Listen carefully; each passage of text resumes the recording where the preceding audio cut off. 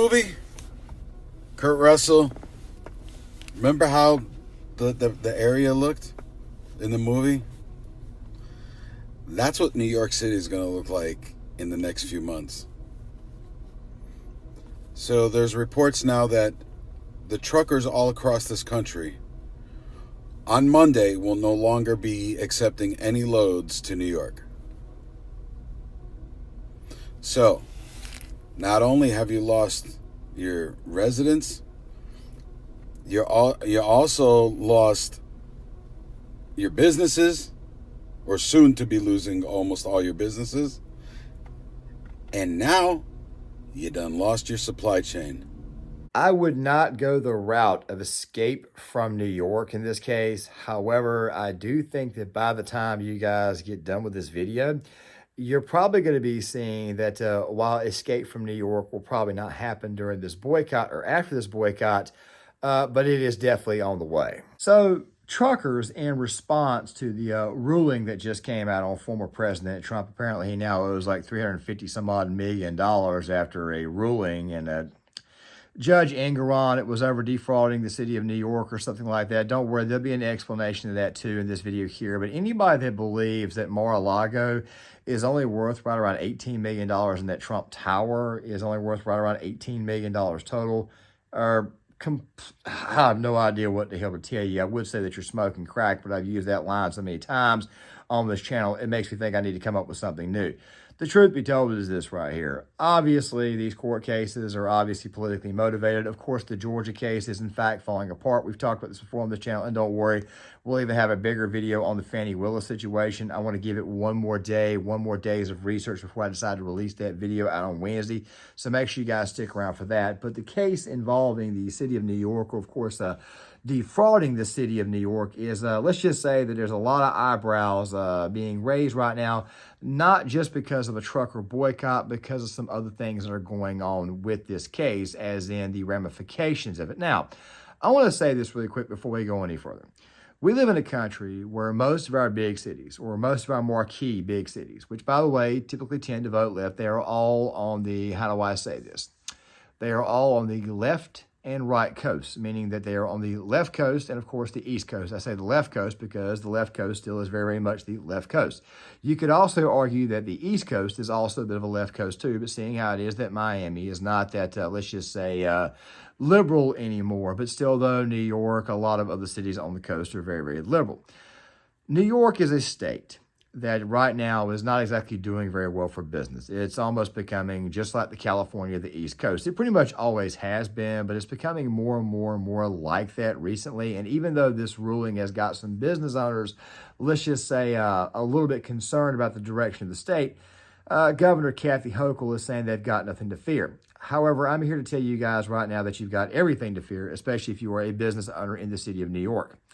The truth be told is this right here. When you actually put in for a loan, chances are you're probably going to, how do I say this? You're probably going to overestimate the property just a little bit. Now, of course, in the case of Trump, let's just go ahead and be honest. It probably costed at least $200 million just to build. And I'm talking about over time to build Trump Tower. If you've ever been inside Trump Tower, you'll actually see what I'm talking about. And of course, Mar-a-Lago was probably valued at right around $30 or $40 million when they first got it in the mid-1980s. So chances are, with all the work that's been put up, everything's been put into these locations, chances are it's obviously worth a lot more money than the judge said that it was. Of course, this is also the Letitia James case, so obviously Trump was not going to get a fair hearing in this one, but still, though, that's not the point. Of course, you do have truckers who are saying that they're not going to take anything to New York City. We'll get to that here in a second. They're not going to be taking any orders to and from, basically saying that they're going to cut the city of New York off. And the thing about the East Coast and the West Coast thing, of course, is as you guys already know, these places automatically, or these places are ardent Democrat cities. Very blue. And I've said this right here before, that if there was ever a civil war in this country, it would happen in these cities. And of course, the thing that you have to understand about these cities is that they are consumer areas, and quite frankly, they're easy to cut off. Pay very, very close attention to this little piece from News Nation. Of course, there's going to be a slight header over some of this because I have no idea how News Nation's copyright system works.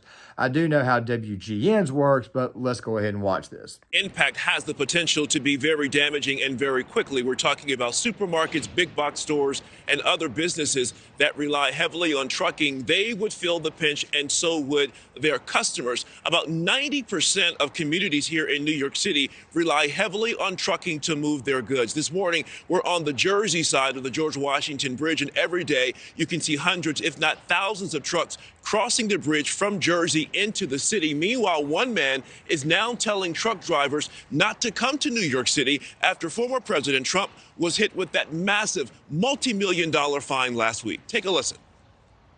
I've been on the radio talking to drivers for about the last hour 15 minutes, and I'm talking to at least 10 drivers going the other way. I'm heading down from Southern Wisconsin, and they're going to start refusing loads in New York City starting on Monday.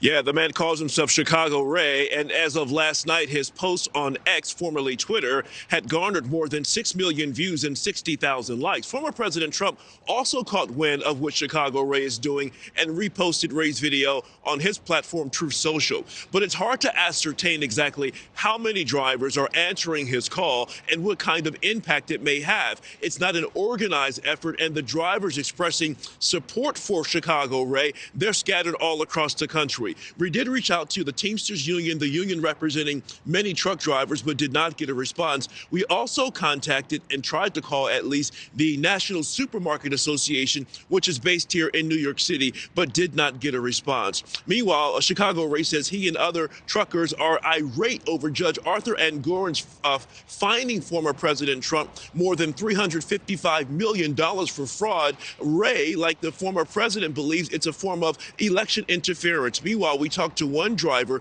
who says she's joining the movement to boycott New York City, and she says if things go as planned, the city could pay a big price. It could shut New York City down. And, I don't want to hurt the people of New York. That's not what I'm trying to do. But my part in it, if New York just loses 10%, just 10% of the trucks that go in there, their prices are going to skyrocket on everything from milk to eggs to any type of goods that. Now, guys, I'm going to talk about supply, and I'm going to talk about medications, and I'm going to talk about other things that, quite frankly, people who live in these big cities need. I'm going to talk about that more towards the end of the video. So trust me, I'm going to get to that here momentarily. But all you got to do is just cut one bridge off. I don't know if people know this or not, but in New York City, the 5 boroughs, this is the way it looks. You've got Staten Island, which is an island. You got to take bridges to get across. You would need to take bridges to get from Manhattan to Brooklyn and Queens. The entire area, you got to have a bridge to go across. The only area where you don't need a bridge is going through Bronx. Is going through the Bronx to get to Manhattan. But still, though, at the same time, though, you still need the bridges to move in and out of the city. This right here could get chaotic, but then again, though, it may not be as chaotic as one might would think. But don't worry, we'll discuss that a little bit further towards the end of the video. That part about 10% is actually true. If 10% of truckers decide not to go into New York City, yes, this right here could be a problem. Prices would go through the roof. And of course, if you live in New York City, chances are that you probably already know exactly how high things are. But of course, there's also a lot more to go on top of this than just the prices. You've also got to look at the fact that this right could also be a bit of a test run for what I said before we watched that clip. Now, the truckers themselves, I'll get to here in a second, because obviously they are all about actually cutting off the city of New York for the time being. I personally prefer not to go the route of civil war, but still at the same time, though, this right could also be an opportunity to put the left in its place. So obviously, therefore, I'm probably saying, hey, look, go ahead and do it. But there's a thing that you got to understand about this situation. The left in this country, especially those who live in the bigger cities, they live in a state of false confidence. And the thing that these people need to understand is that they don't seem to understand where things come from. And what I mean by things where they come from is they obviously don't seem to understand where their food comes from. They don't seem to understand that everything that they use comes from a rural or small town. Basically, what I'm saying to you guys is that the red areas of the nation, not red states, red areas of the nation. Of course, if I pull up the congressional map, you guys will see what I'm talking about. The red areas of the nation are in fact producer areas, and the blue areas, for the most part, are consumer areas. There are some areas that are producer areas that are blue or a little bit more purple, but of course, when you get to the larger cities of the country, you see that these areas are in fact consumer areas. They don't really produce anything at all, especially things that, quite frankly, you need. Food, water, all that type of stuff. It's not like liberals, or especially the lefties who live in these cities here, go into the water with fishing poles and actually, let's just say, fish, and they actually go hunting or whatnot. Not a whole lot of wildlife out there to actually hunt. Not exactly a lot of game out there. For the most part, these people don't seem to realize that they have to rely upon those who live in red areas to give them the bare essentials, the basic essentials for life. And of course, truckers are seizing on this. Good morning, Patriots. This is Trucker Jake. Let's talk about the New York City trucker boycott. Of course, overnight, liberals all have become experts on the trucking industry. They all know logistics forward and backwards. Well, we're all going to lose our jobs. We're all going to be replaced by AI. Here's the thing. We have a deficit in this country of 85,000 truck drivers. You want to do AI? Bring it. We could use the help. But it's not going to happen in my lifetime. It's not going to happen in your lifetime. It's not going to happen in your grandkids' lifetime. And then you're going to say, oh, the illegals, they're going to take your jobs. Really? The illegals? They can't pass a background check, can't pass a drug screening, and then you got the language barrier? What insurance company is going to hire someone who cannot pass a background check? So anyway, truckers, you're safe. Those of you truckers who have to work, totally get it. You do you. No one's going to eat your lunch if you're not going to, be part of the boycott. But those of you who are part of the boycott, that right there, of course, was the second phase, or the second set of things that I wanted to show you, second set of reactions to this entire situation. But here's the thing that people really and truly need to pay attention to. Let me go ahead and roll this for you guys. This right here is the guy from Shark Tank. And of course, he would also go on Fox News as well, but he's on CNN right now, kind of explaining why this entire ruling on former President Trump makes absolutely no sense. Been doing real estate for decades. Does this case strike you as odd? Well, let's leave out Trump for a minute, and let's leave out politics and just talk about what happens in real estate development anywhere. So if you're a developer and you've got a building on a block anywhere in America, and it's worth, let's say, $500 million, and you want to build a building right beside it, you go to the bank and say, this building is worth $500 million. I'd like to borrow a construction finance loan against this asset, and I want you to tell me it's worth $500 million too. And the bank negotiates with you and says, well, no, we think it's worth $400 million, and you fight it out. You're always trying to show your assets in the brightest light with the sunshine you could possibly determine for them. You want them to be worth the very most, because you're only going to get a 40 or 50% loan to value, as it's called. Then you borrow that money. In the case of a $500 million asset, maybe you get $250 million, and you build a new building with a construction finance loan. And so that's what this case is all about. And by the way, forget about Trump. Every single real estate developer everywhere on earth does this. And of course, he would go to Fox News, and he would also talk to Neil Cavuto and explain a little bit further. You need power. So New York has Niagara Falls. Normally, you'd consider that to put in one of these facilities, create 400 jobs, 5 more jobs for each of one of those for auxiliary services. I can't go to New York. So I'm going to Oklahoma, North Dakota, West Virginia. Governor Stitt, Kevin Stitt, my staff have met with him. Governor Burgum, the same thing. Governor Justice. Those are winner states. They don't do things like this. I have to syndicate that debt and all that equity. We're talking billions of dollars here. Do you think any foreign institution or any private equity firm or any pension fund would touch New York? No. And that's why New Yorkers should be concerned. The fine people of New York should ask themselves, why are we such a loser state? How are we going to attract business? It's not just the existing businesses that are fleeing out to Texas and Florida. What about new money like this that I'm talking about, like a $4 billion data center? Not a chance I would put that in New York. Zero probability, never. And so they've got a lot of work to do to find themselves getting out of this situation. This has all occurred post-pandemic. Winner states versus loser states. Look at Tennessee right now, fastest growing city in America, Nashville. Winner state, good policy, competitive taxes. You've got to start thinking about this in the context of winners and losers. You guys obviously heard that. There are a lot of states in this country, Texas, Tennessee, red areas. There's even a blue state called Delaware. I mean, it's the first state in the country, the first state in the union, but even though Delaware is a very, very blue state, Delaware is actually an extremely business-friendly state. It's actually ranked #1 in the country. Even some of these quote-unquote blue-purple states like, say, Pennsylvania, they're starting to become much, much more business-friendly, at least from what we're seeing. And, of course, there's also people out there like Tim Pool, who I'll show you here in a sec, who talked about hyperpolarization, who are basically telling you you're about to see a massive shift coming out of these areas, which could be true, but we'll get to that here in a second. The thing is this right here. New York is actually destroying itself, is what they're actually doing. You see, while it is that they made this ruling, and while this ruling is definitely a load of BS, because let's just go ahead and be honest, anybody with half a brain knows that Trump Tower is worth more than $20 million. Most people know that Mar-a-Lago is definitely worth a lot more than, say, 20 million, 15 million, whatever the actual ruling was.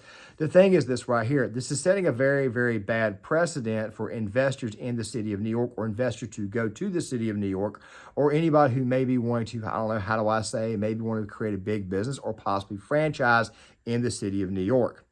This is creating an extremely hostile business environment, and if you do that, especially coupling with the fact that the city of New York decided to attack its #1 tourist food, that right there being pizza, which I'll touch on here in a second, yes, the city of New York could very, very well become exactly what you saw at the very beginning of the video, Escape from New York, especially given the fact that you have 5 recruiting classes or 5 classes of NYPD officers not going to be hired this year. We talked about this earlier.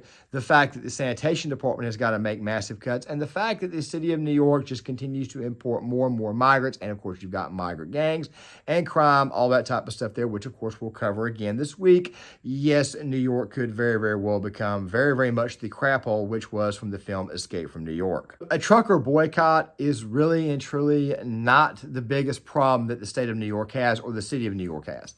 The trucker boycott, quite frankly, could cause a problem, but we'll get more to that here in a second. As I said before, this is a relatively lengthy video. The thing about a trucker boycott is this right here. If truckers decide not to go into the city of New York, let's say it's more than 10%. Let's say it's like 15 to 20%. Let's just say it's like 30 or 40. If truckers decide not to go in, the city's only got about maybe 3 or 4 days worth of supplies to actually get by, and of course the prices will go through the roof. Now, New Yorkers are already kind of used to the high cost of living, but the thing is this right here, because of the high cost of living, they're automatically getting a little bit more cash. It's not like, say, me, a North Carolinian, going up to New York. Obviously, gas being $3 a gallon here, but it being $4.15, $4.20 a gallon there is obviously going to cost me a lot more here. The price of living is obviously going to affect someone like me a lot more. But if you have actual scarcity of said product and products not going on the street, guess what? Businesses are going to have to do what? They're going to have to make ends meet to a certain degree. And it could cause, quote-unquote, hyperpolarization, especially if the more conservative-leaning members of the city begin to leave. But the thing about the conservative-leaning members of the city, which I think there's a lot more than you might would think, are people actually becoming more and more conservative as they continue to stay in that crap hole of the city that continues to get worse and worse. And by the way, I don't say that to be mean. I say that because I actually love New Yorkers, and I actually care about the city. It's a marquee city. It's kind of like the, let's just say, the epitome of what America is supposed to be. But of course, the city right now is not exactly being that, so therefore it's obviously easier to dunk on. This ruling, of course, sets an extremely bad precedent, meaning that people are just not going to want to invest in the city. They're not going to want to invest in the state, which, by the way, could also hurt the Biden administration, especially as far as donors are concerned. Wall Street donated heavily to him back in 2020. The DNC has got a lot more cash on hand, but I don't think that they're going to want to donate to the radical left. To my knowledge, from the book Lucky, which was about Biden's run, they weren't exactly okay with the radical far left being in charge. It's one of the reasons why they preferred Biden over Obama's pick, Elizabeth Warren. That will probably be a video at a later date.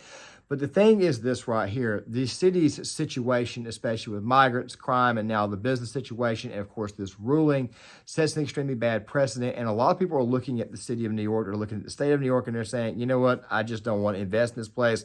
I'm going to take my money somewhere else. I'm going to invest it in Texas. I'm going to invest it in Nevada. I'm going to invest it in South Dakota, North Dakota, Idaho, Montana. This entire situation, especially Florida, they may want to invest there too. People are going to get a little bit pissed off. They're going to get a little bit angry. They're just going to kind of bypass New York and automatically just go ahead and assume that they're not going to get a fair shake in the city. But the thing about that right there is that it does possibly create some form of hyperpolarization, as I'll explain here. As the ideological capture happens, the regime expands their power, there is no resistance, and this is the direction things go. Now, certainly you can argue that there are people who want something like this to happen, and I say, yes, perhaps, but I don't know for sure. What I mean is, you get hyperpolarization. You get bifurcation of media with decentralized information and the creation of factions.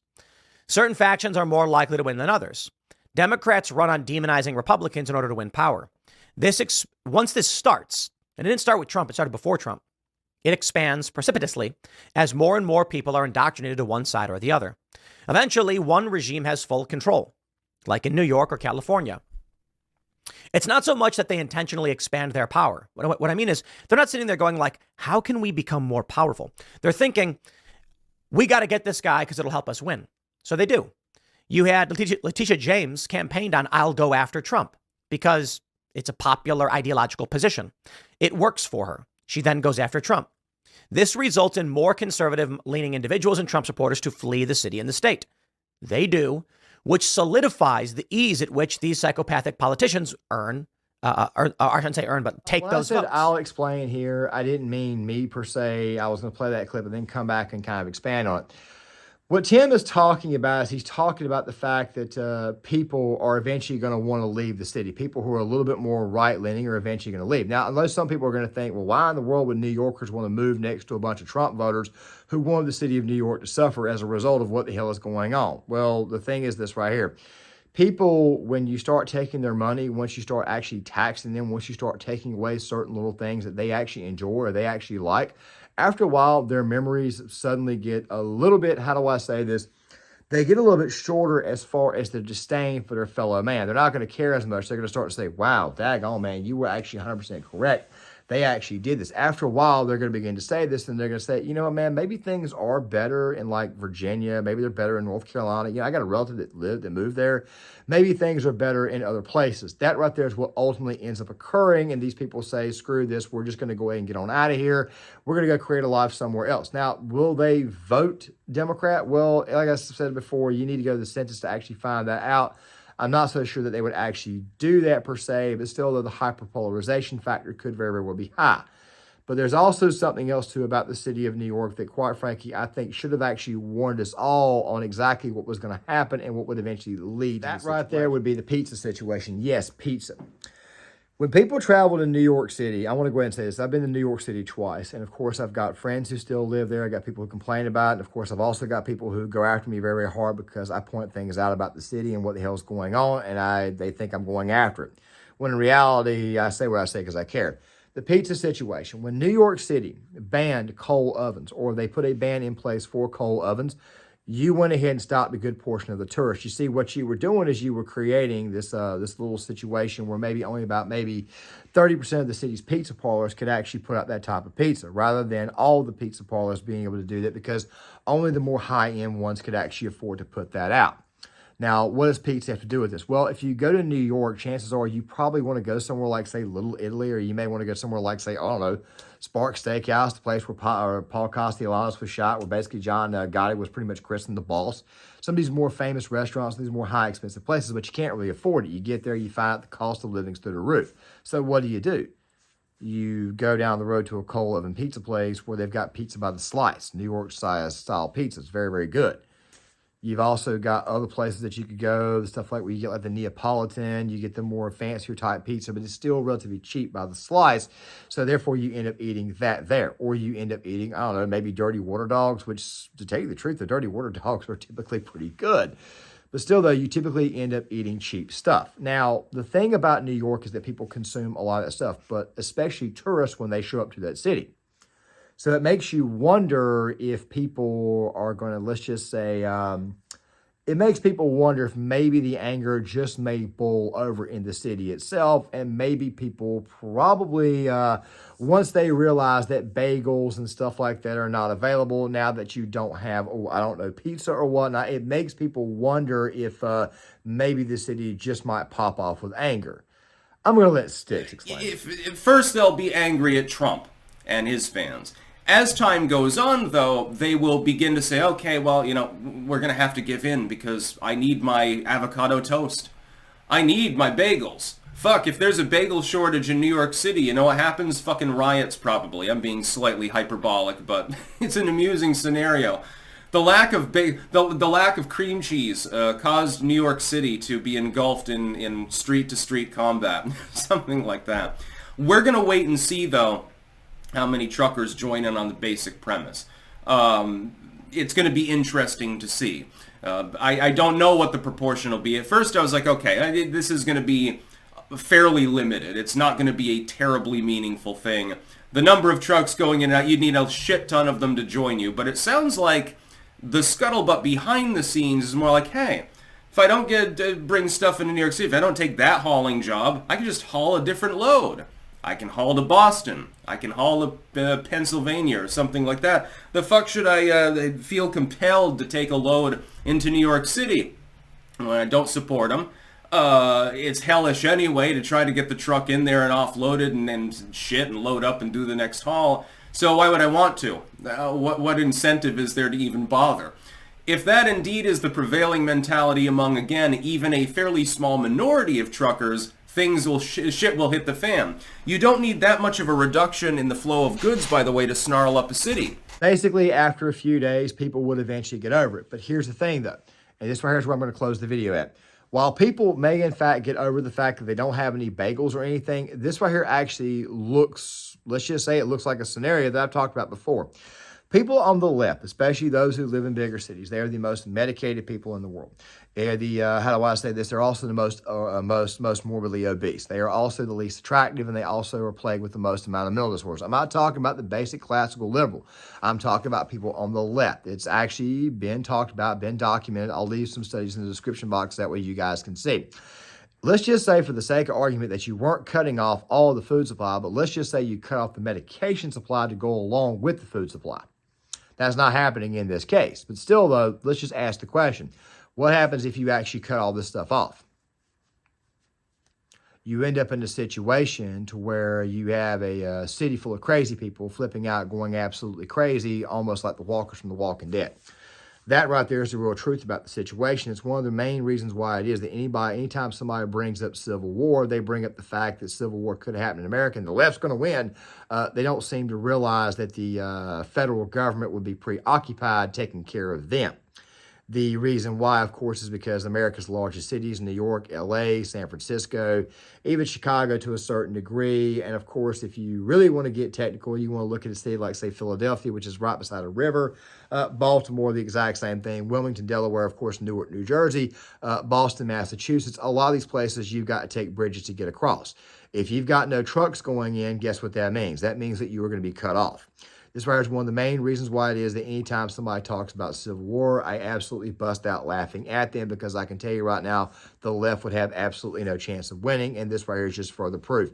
All you have to do is just simply cause a delay in these areas by not sending things to and from that city, and next thing you know, you've got complete, total, absolute chaos. Now, while Sticks, Hex, and Hammer is 100% correct about something not being a problem right now, people getting over it after a few days, just imagine what happened if you actually cut off the medication, if you cut off all the additional supplies these people demand in their daily lives. With that right there being said, guys, make sure you guys please tell me what you think. Please leave a comment in the comment section. Please hit the like button, subscribe, share the video. This video right here is probably going to come out right around lunch, Eastern Standard Time tomorrow. And of course, the second video is probably going to come out at night. So make sure you guys stick around for both. Please hit the like button, subscribe, share the video, sign up in the comment section, and I'll see you guys later.